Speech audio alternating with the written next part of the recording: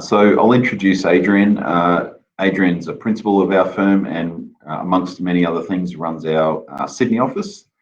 He regularly presents at a number of conferences, including last week for Television Education Network.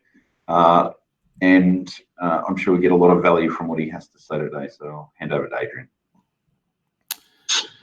Thank you, Paul, and welcome to everybody to the webinar today. As Paul mentioned, we're going to be talking about disputes and dispute resolution. Unfortunately, the reality of the world is that we can plan as much as we want and we can put in all sorts of strategies that we want, but sometimes we will have a dispute. And so we're going to have a look at the common sorts of disputes that we deal with for clients and the sorts of things that you need to look at with that, as well as having a look at what are some of the things that you could do in order to defend some of the strategies that we've previously discussed that you might have implemented for your clients in different areas. Our webinars so far have been on this asset protection theme. And if you've joined one or more of them, then you'll be aware that we often talk about becoming a secured creditor, because that's our overall objective. We want some sort of entity controlled by the client to become a secured creditor of any valuable assets. That way, if we have security the way the law works, we have priority in terms of dealing with those assets. However, as I mentioned, even if we put our asset protection strategies in place, how do we deal with disputes and what sort of actions can we take if we've put that in place, and what sort of strategies could we put in for engagement with the other side? So we will look at that at the end, but also we're going to have a look at, well, just generally how we deal with disputes, and even if we haven't put any asset protection measures in place. The sorts of things that we're going to have a look at, 4 different types of disputes that we're going to examine that we deal with clients regularly. So first off, your normal sorts of commercial disputes, whether that's debt recovery, negligence, some sort of contractual dispute, having a look at that and the sorts of ways that you can address those with clients. Disputes with regulators. So when I'm talking about regulators, I'm generally speaking about bodies like the ATO. That's the regulator that we have the most interaction with. But of course, there are other regulators, and so we'll have a look at the sorts of things we'll need to think about if our client has a dispute with a regulator. Insolvency practitioners, I'm certainly seeing some very aggressive behaviour by insolvency practitioners pre-COVID, I should say. And that sort of aggressive behaviour really ties back into the fact, I think, that generally the economy has been pretty good up until COVID came along. So they are a little bit short on work, and so pushing the envelope on some issues. So we'll have a look at, again, insolvency disputes and thinking and acting for clients. When we talk about family law on this slide, we're talking more about protecting assets from family law claims. So again, we'll have a look at that and some of the issues that we come across in practice. So those are the 4 areas that we're going to cover. You'll see it. I mean, in terms of the structure of the slides, it's I'll be talking about the same aspects for each of those disputes. So having a look at, things to do first, controlling the flow of information, issues to consider, as well as any sort of impact by COVID on these sorts of disputes to bear in mind at the current time as well. So there'll be a bit of repetition there in terms of what we'll talk about for each dispute, but they are separate and there are separate considerations that need to be undertaken, even though there are some commonalities there. First of all, unfortunately, clients may not tell us the truth. It's just a reality of life, or they may tell us a half-truth. So as much as we might like our clients, and they might have been clients for a long time, and we may have more than a client relationship with them in some circumstances, the reality is that sometimes people don't tell the truth. So unfortunately, not just being a cynical lawyer, but we can't just take everything on face value on what our clients tell us. And I think you know in your own practice, there's certainly some clients who like to push the envelope a bit more in terms of their business practices and so forth. And generally, those are the ones that you've certainly got to be cautious about. But we need to bear that in mind. If we're ever dealing with a client and there's a dispute, as the old saying goes, there's 3 sides to every story. There's our client's side, the other side's story, and then the truth is somewhere in the middle between the 2. In doing that, obviously, we need to think about what can be shown by independent evidence. So we don't just take our clients on face value, as I say. let's have a look at something independent to the client that can verify what their story is. Because in terms of disputes themselves, if we ever do end up in a court or a tribunal, that's what settles the matter, evidence at the end of the day. And it's also very useful, obviously, in terms of any sort of negotiation to begin with. We need to be careful advancing false arguments or making false statements on behalf of clients. So again, that comes back to recognising that not all clients tell the truth, unfortunately. So we don't want to be putting forward anything that's false, particularly when we're dealing with a regulator, because obviously there are some penalty provisions there in terms of putting that forward. If a client has notified us of a dispute, or we get involved with a dispute, one of the things to do is to conduct our own review. And by that I mean that have a look at the matter and work out what are the prospects, what are the real facts that we can ascertain. Perhaps we seek other opinions. Be upfront with the client. If you're reviewing the file and you come across something that you think is fatal to the argument of our client, we need to let them know. And often, or not often, but sometimes that happens when we're looking at how things have been implemented. So with that, we need to be upfront with the client and review that implementation, as well as the available evidence. So before we go down the road, because in a lot of these sorts of disputes, the clients will be emotional and they'll be, why me? Or let's go and get this person. But we do need to step away from that and conduct our own review of the facts and work out what we think will be a likely outcome. Turning to commercial disputes first, and the sorts of commercial risks that we come across in practice that clients fall afoul of are going to be issues with customers or clients, issues with suppliers or landlords, financiers, so not paying our debts, subcontractors, or things that come out of left field. So if we're in business, we've got to recognise that commercial risks are a reality, and some of these things may occur to us in practice. So obviously, the first step with that would be to try and implement asset protection work, so that if the proverbial hits the fan, then the dispute can be minimised because we don't have any assets in the business. But not always going to be able to achieve that. So we do need to recognise that disputes can and do happen. In terms of the COVID-19 effect, it's worthwhile remembering that in terms of if it's a dispute with the landlord, there are codes of practice being gradually and regulations being gradually introduced in each state, which are based on the national guidelines. So during this 6-month period from March, no evictions as long as we're not what I call deliberately in breach, or we're not acting in good faith. Tenancy tribunals and so forth have been paused for the time being. So in terms of that dispute with that landlord currently under COVID-19, there's a lot of scope there for clients to do some negotiation with their landlords, whether that's a rent abatement or whether that's a rent deferral. But the idea being that obviously they do need to comply with the code of practice, and if they're not, then there can be some penalties there. Financiers as well, all of them have implemented packages, all of the major banks anyway, or major financiers, to assist in terms of deferring interest payments, stopping repayments altogether. So again, clients struggling in these current times, it's worthwhile checking to see what's being offered in relation to that. In terms of commercial disputes and the courts move very quickly to non-physical appearances. So that's been running for some time now. One thing that they are not accepting at the moment, or being very rigorous with, are seeking to get adjournments or delays due to the impact of COVID-19. They're really not accepting that, and the reasons have to be something separate outside of COVID-19 in order for there to be adjournment or delay. And the reason for that is that the judges have been directed to progress matters because they don't want, if courts reopen properly at some time in the future, they don't want a massive backlog of cases that have been paused for these 6 months or 9 months or however long it takes. So courts are effectively operating as usual, except everything's non-physical appearances in the world that we work in terms of commercial disputes. That's bringing with us some teething issues, but it's also bringing some advantages. Certainly for the matters that we have had hearings with during this period, it's certainly a lot easier to appear by video or telephone link as a witness. than it is to be sitting in the box and sitting across from the barrister. They certainly lose a lot of the effectiveness there.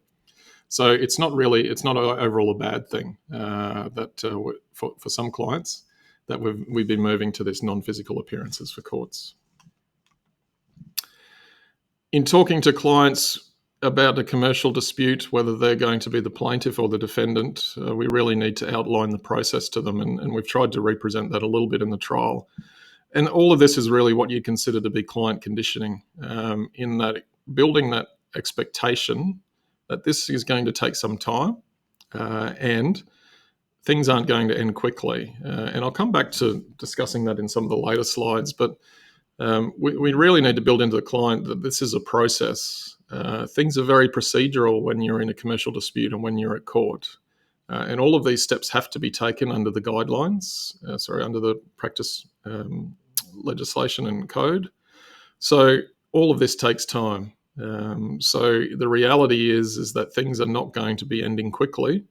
In most cases, if we end up in court, of course, we can try and negotiate something else in terms of ending things early, but we do need to condition the client that this is a long process. As we often say, it's a marathon, it's not a sprint, and we need to be aware in relation to that timing. It's usually at least 12 months for any sort of commercial dispute. However, often longer than that. Main things with clients, of course, is that the costs continue to accumulate during that period, with really from a client's perspective, quite often they don't see anything that's happened, because there's a lot of things that go on in the background in any sort of court dispute, discussions between lawyers, directions hearings, all of those sorts of things that the clients may not be actively involved with. However, they'll be getting a bill at the end of the month. So we always want to be upfront with our clients and talk about the costs. And we've just given some general ranges there in terms of different costs, but those are really minimums of what you'd expect. You can spend far more than that.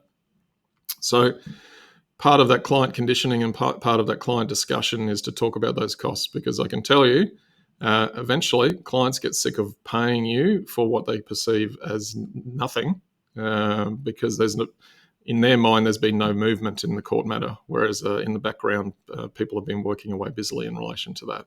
So that's part of that conditioning process. Discussions to have with clients whenever there's a commercial dispute, we obviously want to have this discussion early, is to talk about the costs. And then at any stage in the process, and particularly at the start, we want to really do a cost-benefit analysis in terms of having a look at, well, how much is the claim, or how much is the issue? And how much will the cost be to fight it? So say, for example, I was talking to somebody yesterday where the quantum was $10,000. You're not really going to get lawyers involved for that, because it's very quickly the costs of doing that are going to far outweigh what you're going to get at the end of the day. We should also revisit that regularly during the process. So to keep that in the back of our mind, where our costs are going, for the psychologists amongst us, recognising the fallacy of sunk costs, that I've spent so much to get here, I've got to keep going. We do need to remind clients that those costs are gone. So we need to keep analysing what our cost-benefit analysis is during the program. Also, of course, ways to minimise expense. So what are the things that the client, for example, could do rather than the accountant or the lawyer in order to minimise that expense? And certainly that's a way that we practice with clients. One thing to remind clients, but where they are the plaintiff, so where they are commencing the proceedings, once we start this, it is very difficult to stop it. We need to be aware that once we get on the train, it may not stop at the station until the end. So we need to really have that discussion with them to make sure that they're aware of that. Okay, so what about regulators? And I mentioned earlier that the one that we have the most interaction with on behalf of clients are the Australian Taxation Office, not because of work that we do for the most part, which is nice, but generally as tax lawyers, we get called upon to interact with the tax office, whether that's dealing with ruling applications, whether that's dealing with objections, or whether that's dealing with audits, reviews, or amended assessments.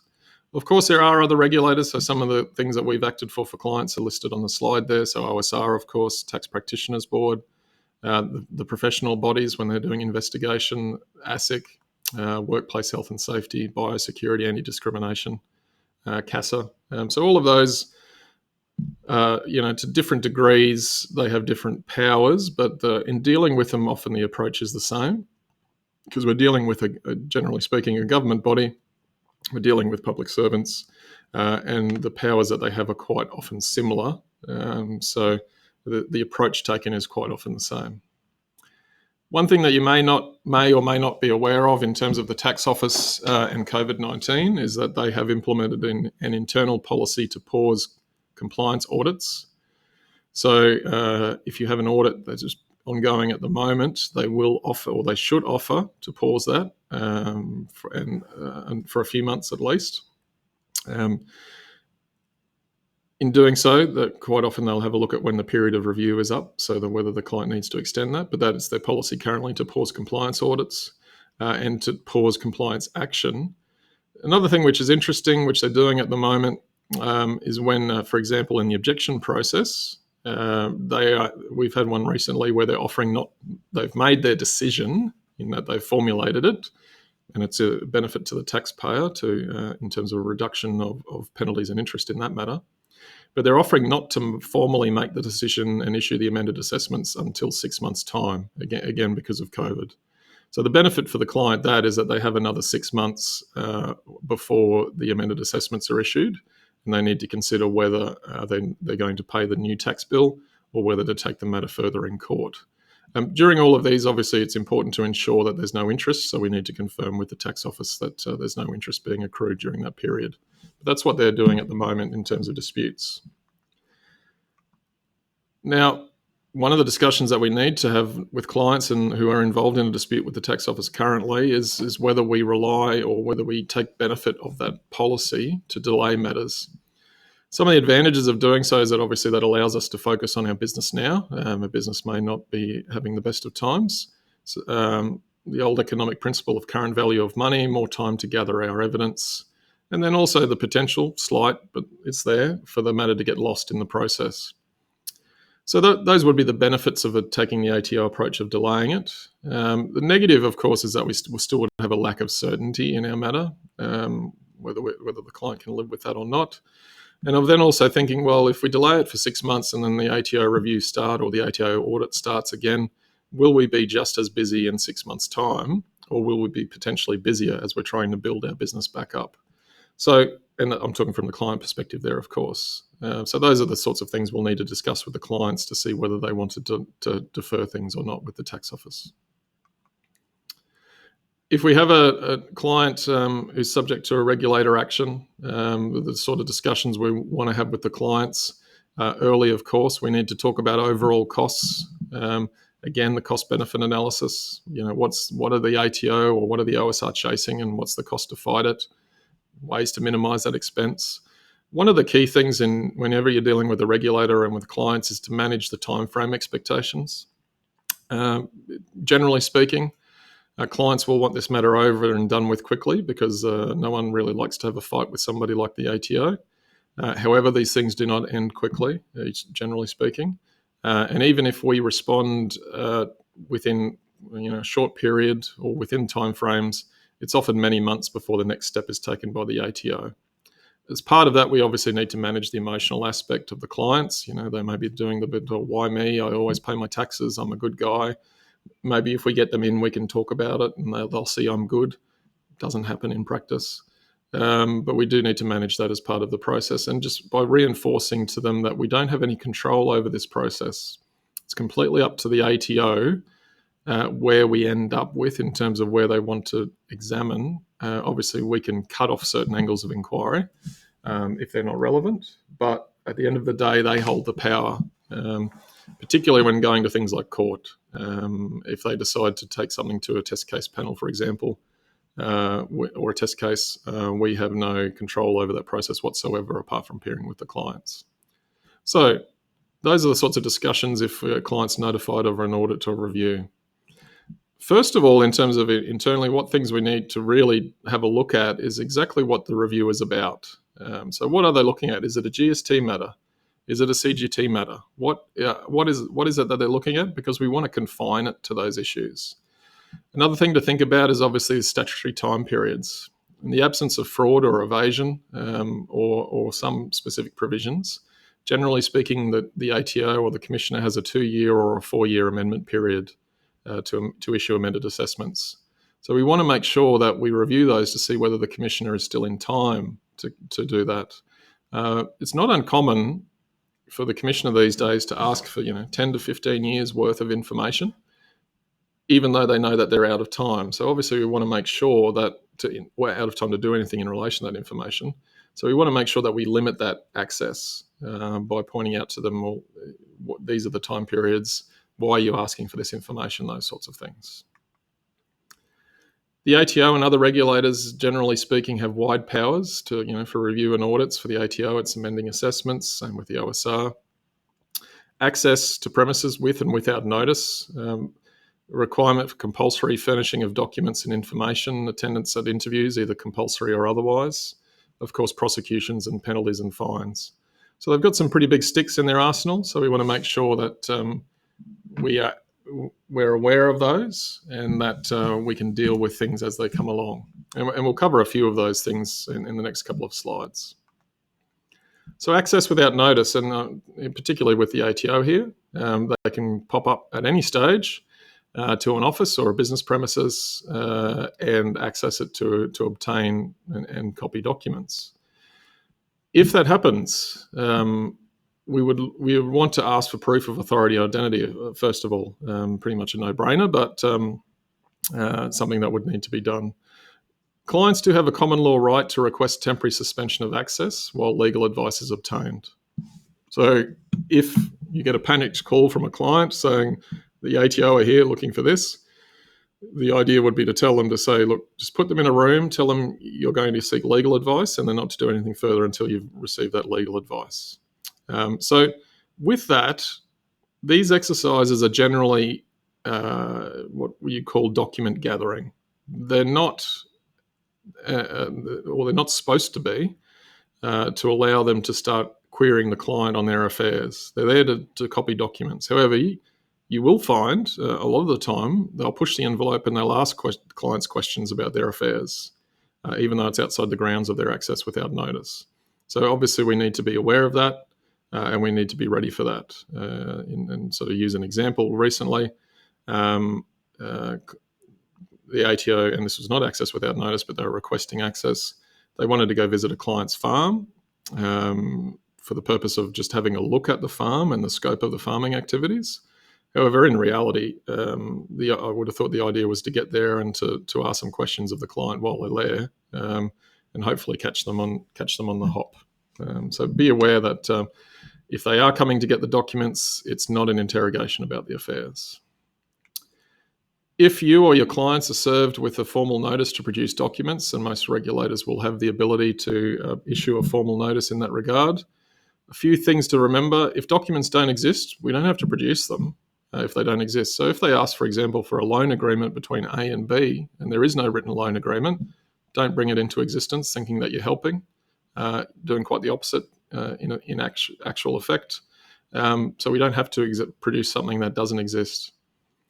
Review the documents that we're providing, and if we need to, rectify them. So we're not talking about rectifying, not talking about reproducing them, but having a look at them and seeing whether they actually reflect what occurred. In doing so, we make the point at the bottom, we need to keep copies of things that we provide to regulators.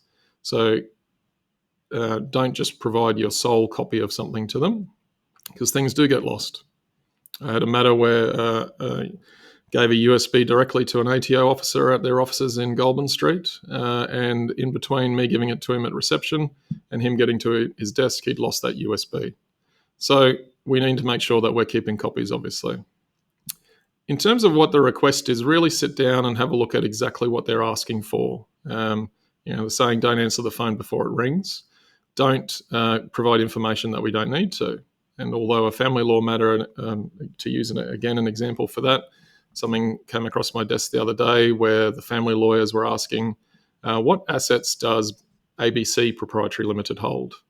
Now, ABC Proprietary Limited is a trustee company. The only assets that it holds is its $2 in share capital. So the correct answer to that question is $2 in share capital. It is not, it holds the blah, blah held by the trust. So we really need to have a look at the scope of the request and answer it accordingly. We also need to maintain legal professional privilege and the accountant's concession where we can. So if something we think is subject to either of those, we should make that statement, because once it's out released, we're waiving that privilege. In doing that, these are the client's rights. They are not our rights in terms of legal professional privilege or the accountant's concession. So you do need to get instructions from the client as to whether they wish to enforce that concession or whether they wish to waive it or waive that privilege as well. So you do need to get those instructions. Justified trust. Heading of the slide, if you're not aware, there's a project within the tax office called Justified Trust. And it's aimed at predominantly large corporates, with the idea that no one believes that they're actually paying their fair share of tax, apparently. And so working with them so that there is justified trust that they are doing the right thing. I've made that the heading of the slide because the same thing goes the other way. In terms of interactions with the ATO or regulators, we can't just assume that they are going to do the right thing, unfortunately. And sometimes they don't do the right thing. It's a reality of life. So in interacting with them, exchanges in writing are preferred. If we're having meetings or phone calls, we should make notes of those and we should circulate them immediately after, including to the relevant regulator that was with us, so that we have a contemporaneous recording of what was discussed at the meeting, and it's been circulated. So if they don't agree with that, they need to do that at the time. Certainly plenty of experience in this office of meetings where we've taken our notes and they disagree with what those notes are. So we want to make sure that we're getting that out there. And certainly things in terms of not everyone doing the right thing, unfortunately, in terms of the regulators. So again, to use an example on an audit matter, we'd reached an agreement with the case officer in order for there to be a settlement on particular terms. That case officer went on holidays. When he came back from holidays, he contacted me and said he was no longer allowed to offer those settlement terms, and somebody else had told him to. Luckily, we had records of the conversations and records of the correspondence in terms of what the settlement terms were, and we were able to push the issue and we reverted to the original settlement terms. But just as I said, don't assume that everyone is going to be as truthful as you, whether that's clients or whether that's dealing with regulators on the other side, or lawyers, to be honest. Before you respond to any request for information or any sort of formal notice, obviously we want to put in our deadlines in our diaries. If we're requesting an extension, and quite often we do have to request an extension because of the scope of the information that's provided, we need to obviously put out some good reasons and again, conduct our own review as we're putting the information together. In terms of meetings and phone calls with regulators, they are a live event and we should do some planning with them in advance. So things like agendas. If they're requesting the meeting, they should provide an agenda of what they want to talk about. Keeping notes. In having the discussions, it's better limited to procedural rather than substantive matters. Quite often a regulator will want a client in the meeting. There's very little benefit of having a client there. The reason that they want a client there is, one, to intimidate them generally, and two, to try and get some sort of concession out them, because if we don't have the clients there and the regulator or the tax office, for example, asks a question about something specific, we can always say to them, oh, look, I'll have to get instructions on that and speak with the client and I'll come back to you. As we've discussed earlier, if they make any concessions in the meeting or they make any statements, we need to confirm that in writing. So it is not out of the ordinary, unfortunately, for some concessions or statements to be made in a meeting by a regulator, which are then walked back. So we need to confirm that in writing, of course. But the key thing, I think, is not to talk about any real substantive matters and just keep it back to, well, this is what you want. We'll provide that to you. And obviously, the thing about providing it or getting instructions or advice and support. I'll just go back to that slide. Question is, should the lawyers be there or should they not be there? It depends, and we'll often have that discussion with the clients. In the initial stages of an audit review, quite often it's more advantageous not to have lawyers there because that raises other issues with the regulator. However, as it progresses, usually our advice would be that we would want to be there in the meeting to make sure that the rules are adhered to. In terms of providing information to regulators, and we make the statement with pretty much all disputes, the best flow is planned and careful. We obviously need to remember the duty of confidentiality and privacy. If we've got a situation where we've been asked to provide information and we don't have all of it, providing something is generally better than providing nothing. And it just keeps the dialogue open and the communication going as well. Cooperation. Should I cooperate with regulators? Yeah, you should always start with that. I would say, and some of the more informed regulators may have an educational or guidance philosophy. If practicable, we should avoid butting heads. However, sometimes there's a need for that. And generally, that's when they're looking to overstep the mark. So we do need to put them in their box sometimes, but cooperating with them to commence with, definitely, and it can often be better in the long term. It's just a case-by-case approach. These are big organisations, and everybody is different. Sometimes you get somebody you can work with, and sometimes you don't. So we shouldn't approach it with a machine gun to begin with, but we may need to have to pull it out at a later stage. We should also consider, if we're dealing with particularly people like the ATO or some sort of or the OSR, having a look at voluntary disclosure and utilising those rules, which will reduce our penalties. And we should make sure that in doing so, we're still preserving our position. But it is something that you may want to have a look at. If you look at something and you think, oh, actually, there's a big problem here, we may look to invoke those rules so that we can get a reduction in penalties if there has been some issues when we're conducting our review. Managing the process with clients with the ATO for a particular, and this is an ATO example, is talking about the timeline. Now, it's quite easy for each of these different time periods to spin out. So, reviews are meant to be 3 months, often can go longer. If they go to audit, that's meant to be 6 months. Again, not uncommon for that to go to a year. All of these time periods, they add up. And so our clients should be aware that there is going to be some time before there is a decision.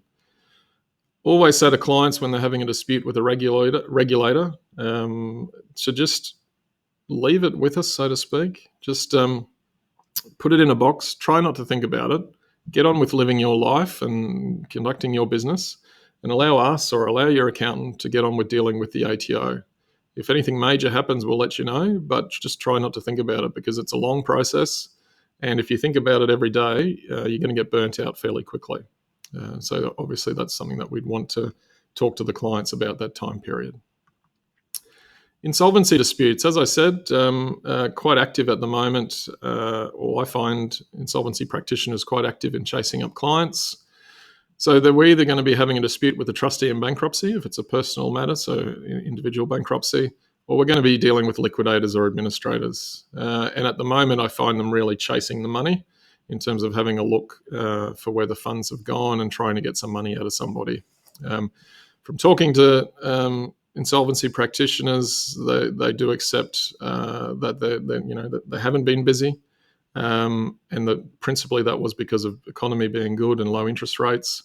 So the matters that they're pushing, they're really pushing them hard at the moment. We should be aware of some temporary changes that have come in COVID-19. So there's a 6-month period for debtors' petitions and statutory demands for us to respond to. So obviously, if our clients get served with one of that, rather than the normal period of 28 days, they now have 6 months. If having compulsory hearings, so liquidators' compulsory examinations, they are now by telephone or video, so they're not face-to-face. And coming back to those points I made earlier about some advantage of that, one of the advantage is that it's easier for our client to be appearing by telephone or video. It's not as intimidating than being there sitting in the witness box. So just bearing in mind that they're still hungry. Certainly they would have been doing handstands and celebrating when COVID-19 and businesses were shutting down. But I think the effect of that 6-month deferral will again defer things another 6 months. So with that, they're still going to be pushing those wheelbarrows. In terms of if our client starts to have an insolvency dispute, whether that's the trustee in bankruptcy or whether that's liquidators or administrators, obviously we want to talk about costs, cost-benefit analysis. What are they really chasing in terms of what is the cost? And again, the process is out of the client's control. It's up to them in terms of which way they go in terms of making requests of clients and so forth. Dealing with the insolvency practitioners themselves, they do have wide powers, but of course, if we receive something or the client receives something from them, we need to have a look at, are they actually exercising those powers, or is this just a request? If they're exercising those powers, we have to comply, and there are penalties for not doing so. But if it's just a request, we don't have to comply. So we really need to examine what they're actually asking for. The other thing to remember is that even if we're dealing with the insolvency practitioner directly, and particularly where they have lawyers acting for them that are sending us the requests, they may not understand the financial information. So they may be asking for balance sheets or for bank statements, but they may not understand what's actually occurring. So we do need to paint the picture, or we should be painting the picture of what the financials mean, rather than just providing them with the bulk financials, because don't underestimate the fact that they may not actually understand them. So we do need to bear that in mind. And of course, we need to manage that flow of information. With that, again, planned and careful, diarising our response date, carefully examining requests, confidentiality and privacy we need to bear in mind. And of course, providing something is generally better than providing nothing. So that's something that in terms of dealing with insolvency practitioners, we do need to make sure that we're responding and that we're responding in a way that's in the best interests of clients. What about if our client entity is also a creditor? So if we've done some, say, asset protection work, or just generally speaking, they're a creditor, obviously the things that we'll need to be aware of is reviewing our rights to information in terms of creditors meetings and so forth, reviewing the power at those meetings and enforcing those rights if we need to. So if we're a secured creditor, making sure we enforce those rights against, say, the trustee in bankruptcy or the liquidator. Family law disputes are something else that we get involved with, generally speaking, with protecting assets of entities that are either outside or somewhat related to the person having the family law dispute. I say they're welcome to the Wild West because there's a lot of cowboy activity that happens in family law disputes, I can tell you. And part of that comes from the lawyers involved having little understanding of structures and little understanding of financials. And they are used to dealing with other family lawyers. So they will ask for pretty much everything under the sun, even if they're not entitled to it. And bluff in family law disputes is a common tactic. So we do need to be aware of that, and we do need to bear in mind that with family law, there's a lot of cowboy activity there, and it is a function of, one, wide powers to obtain information under the Family Law Act, and two, the lack of understanding of structures and financials. I mean, it's one of those things, unfortunately. If our client starts getting involved in a family law dispute, whether they are the person who is subject to the family law claim, or whether they're a family member, mum and dad, then obviously we need to discuss the normal things that we would discuss: cost-benefit analysis. We need to be upfront with them and talk about whether there are issues with protecting certain assets, for example. We can't underestimate the emotional aspect. A family law dispute is not a fun dispute. No disputes are fun, but these are particularly nasty. And we need to be aware of that emotional issue. And certainly, I've had meetings with clients where what you would consider a fairly reasonable offer has come from the other side to settle the matter. And the response has been, no, tell them to go and get, you can imagine the rest. So we can't underestimate that when dealing with clients, and we need to distance ourselves from that and be realistic with them. If we have separate entities involved, they should have separate representation. So what I'm talking about there is if we have, for example, a trust that's holding assets, to use an example, mum and dad, it's mum and dad's trust. They get a letter from the family lawyer, from daughter's ex-partner, saying we want the trust books. That should be separately represented rather than relying on the lawyers acting for daughter. From a family law perspective and providing information to the other side, we really need to examine requests. I think that's key because, as I said, quite often they will ask for things that they're not entitled to, and don't be afraid to say no in relation to that. What about defending strategies? So we've gone through how to deal with disputes and how to interact with the people on the other side. What about if we've put some sort of strategy in place? What are the sort of things that we could do to defend that? So what I'm talking about there is something like if we've done something like our secured debt strategy. So we've created a debt to a related entity, which is secured by a mortgage or a security interest. If we've put some sort of estate challenge strategy in, because that's another dispute that we commonly deal with, estate challenges, or a family law issue. Defending secured debt. I mean, the first thing to think about in defending that is to examine our clawback periods. An undervalued transaction, which is what a secured debt implementation would be, has a 4-year clawback. So we needed to examine when the initial gift was made, and if we're outside that period. If we're not, can we delay the matter until we are? We'd want to make sure that our evidence is collated. So we've got evidence of value in terms of the gift. We've got evidence of balance sheets, those sorts of things. And then we need to consider whether we threaten to or enforce our security. So that's the sort of steps that we'd start taking if we had an individual, for example, who was looking like going into bankruptcy. We'd want to review everything and then start to have a look at how we can defend it if we'd put a secured debt process in place for them. If we'd implemented some form of estate challenge strategies, and regardless of whether we have or not, the first question to consider if one crosses your desk is the claimant actually eligible? Do they have standing to make the claim? Ensure the evidence is collated, review what's actually exposed. Again, if we have security, threaten to enforce that or actually enforce it. We should have separate representation between entities and the executor, for example. And then also, if we're dealing with an issue in New South Wales, starting to think about what else is exposed in terms of defending those sorts of strategies.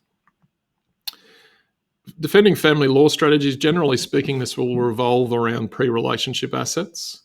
And in doing that, in order to provide our best defence, the first thing that we want to have a look at is ensuring our structure is not controlled by the client.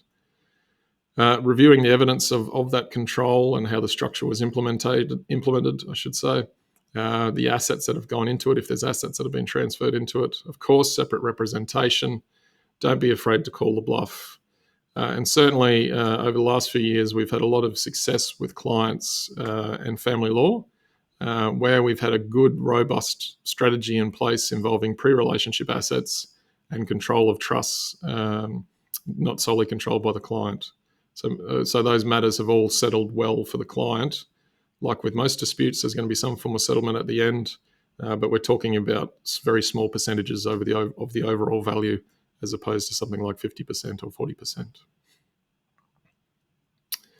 Sometimes disputes go cold. As I say in the title, All Quiet on the Western Front, for those that know the book and the movie. If that happens, a client may ask, well, should we follow them up? Should we see what's happening? Usually the answer is no. There's really no need to. If they've gone cold, and this happens a bit with insolvency practitioners, for example, where they'll go all hard and heavy to begin with, you'll respond, and then that'll be the end of it. There's no need to poke the bear in most cases. Okay, I recognise that we won't have certainty that the matter is done and dusted, but that's better than an ongoing dispute and certainly more cost-effective for the client. So if it's the case that we've responded and we've, regardless of our dispute, we've put our information that we've needed to them, and we get no response for some time, certainly the advice would be not to follow them up and see what happens, because you never know what's happened at the other end, and whether it's been lost or whether they've decided to take no action.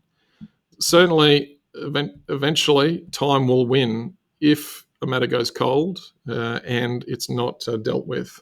All of our disputes we spoke about have time periods in order for which things need to occur. And so if the other side are not responding or not doing anything, there's generally no benefit in speeding them up. So let's leave it be. As a final point, whenever we're dealing with disputes, for both lawyers and for accountants and advisors, we need to remember our primary duty of confidentiality to our clients.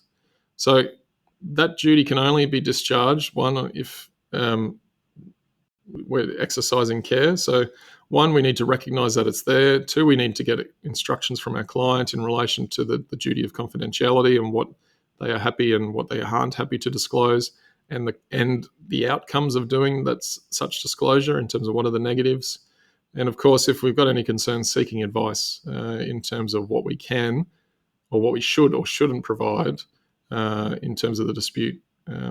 So we do need, that's our first, as advisors, that's our first and foremost duty to our clients and our primary duty of confidentiality to them. I'm going to open it up for questions there, and I'll throw back to Paul. Thank you, Adrian. There aren't any questions at the moment, so if you have a question, please put it through on the chat line or jump in with an audio question.